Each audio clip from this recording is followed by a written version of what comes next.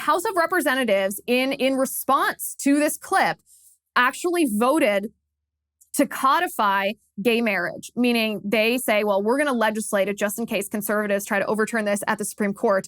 And the House of Representatives is majority Democrat, right? It's led by Nancy Pelosi. It's filled with radical leftists. They have the majority in the House.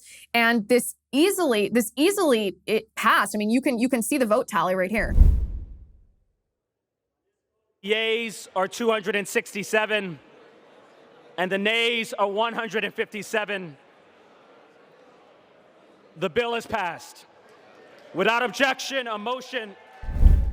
Okay, so 267 to 157. Now you might be thinking, okay, well that's not quite as big of a majority as the Democrats have in the House of Representatives. What happened? Well, what happened is 47 Republican members of Congress voted in favor of gay marriage in the House of Representatives. 47 Republicans. And these are the names. I want to read the names of, especially the names of some of the higher profile Republicans who voted in favor of gay marriage. There's Congresswoman Kelly Armstrong. There's Congressman Don Bacon, Cliff Benz, Ken Calvert, Kat Kamek, Mike Carey, Liz Cheney, perhaps that one's no surprise, John Curtis of Utah, come on, man, Rodney Davis, Mario Diaz-Balart, Tom Emmer, Brian Fitzpatrick, Andrew Garbarino, Mike Garcia, Carlos Gimenez, Tony Gonzalez, Anthony Gonzalez, Ashley Hinson, Daryl Issa of California. There's a high-profile one. Chris Jacobs, David Joyce, John Katko, Adam Kinzinger, again, maybe he's not a surprise, Nancy Mace, Nicole Maliotikis, and I always mispronounce her name, so my apologies, Congresswoman, Brian Mass, Peter Meyer, Dan Moiser, Marionette Miller Meeks, Blake Moore, Dan Newhouse. Listen for your member of Congress, by the way, my friends. Listen very closely. Blake Moore, Dan Newhouse, Jay Obernolte, Burgess Owens, Scott Perry, Tom Rice, Maria Elvira Salazar, Mike Simpson, Elise Stefanik, one of the most powerful Republicans in the entire House. Elise Stefanik voted in favor of this.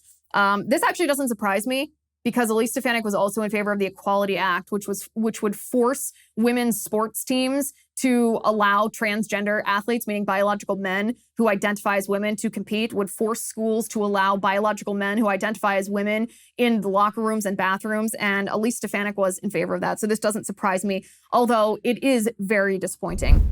Brian Stile, Chris Stewart, Mike Turner, Fred Upton, David Villado, Jefferson Van Drew, Ann Wagner, Michael Waltz, and Lee Zeldin. 47 Republicans. And this is my reaction to this. I love this.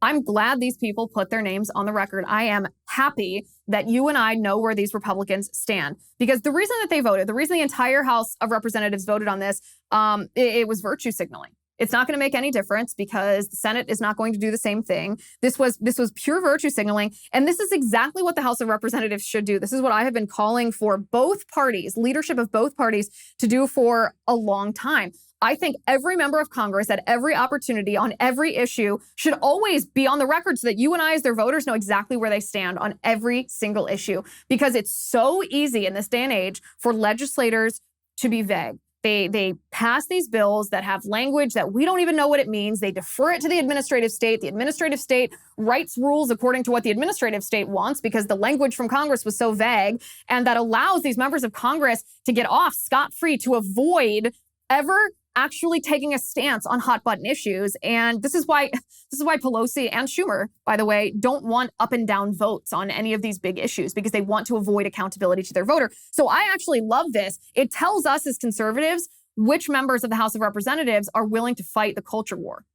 It tells us which members of the House of Representatives understand the danger of government forcing us to redefine a word that government didn't give us the definition for to begin with, that we didn't give government the definition of to begin with, that it's simply, the definition of marriage simply existed.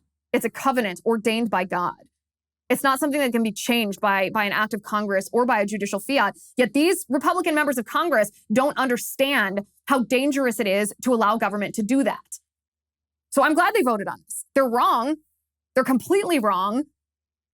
But at least we know who's on our side during these culture wars.